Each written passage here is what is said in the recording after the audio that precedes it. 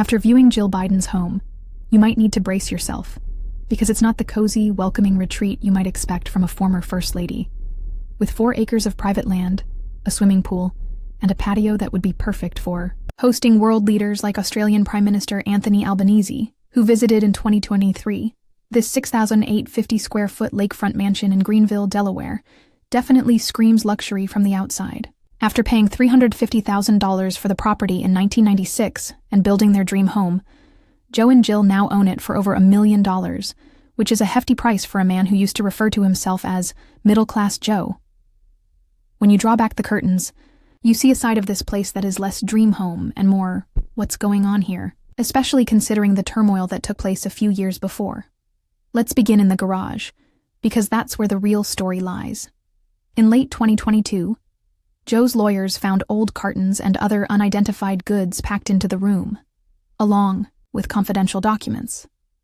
Consider these as top-secret documents, including military preparations and foreign policy memos from his tenure as president and senator. Private notebooks were seized from Joe's home office, which was next to the garage, and his filing cabinet was a mess when the Justice Department visited in January 2023, according to Special Counsel Robert Hur's report. Imagine if the federal authorities had to search a garage that was so full of trash and secrets. It's not quite the polished picture you'd anticipate from a first couple's retreat. Rather, it's more of a hoarder's stash than a statesman's retreat. Now, picture the inside. A home office with wood paneling and leather chairs, bookcases, and family portraits may be seen in official White House photos from 2020 and 2021, when Joe fled from the basement. Yes, it's fantastic. But those same shelves in that garage were at the center of the paper's debate. 6 classified materials, some of which were in a room off the garage, were apparently found scattered around by the agents. What more might be hiding there, you have to wonder. Dusty corners, piles of incomplete paperwork, and maybe even cobwebs if they're not keeping up with the cleaning.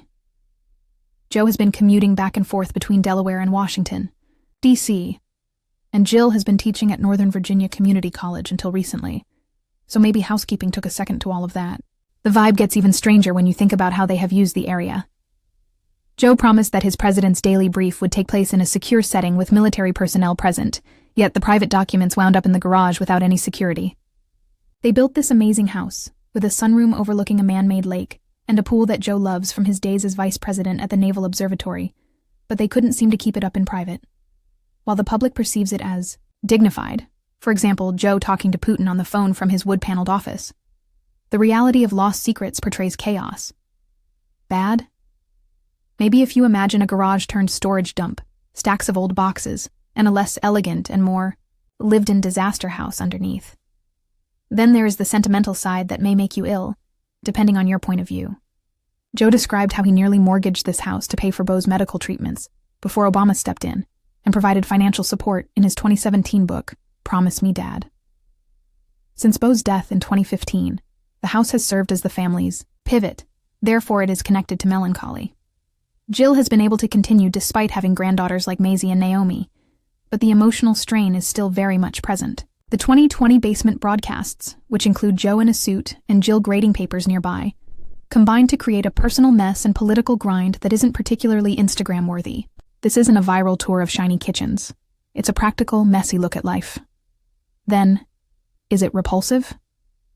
The unkempt garage, the controversy, and the feeling that it's more of a hideout than a clean residence might imply yes. But the lake, views, and $1 million price tag indicate no. Since Jill isn't posting selfies from the living room, there aren't many recent photos online, but what is available indicates that the house has seen better days, or at least busier ones. After leaving the White House in January 2025, they returned full-time, and you have to wonder if things have become worse. Look past the beautiful patio and into the dusty recesses of your imagination, and judge for yourself. Is it beautiful or a beautiful mess, in your opinion? Tell me.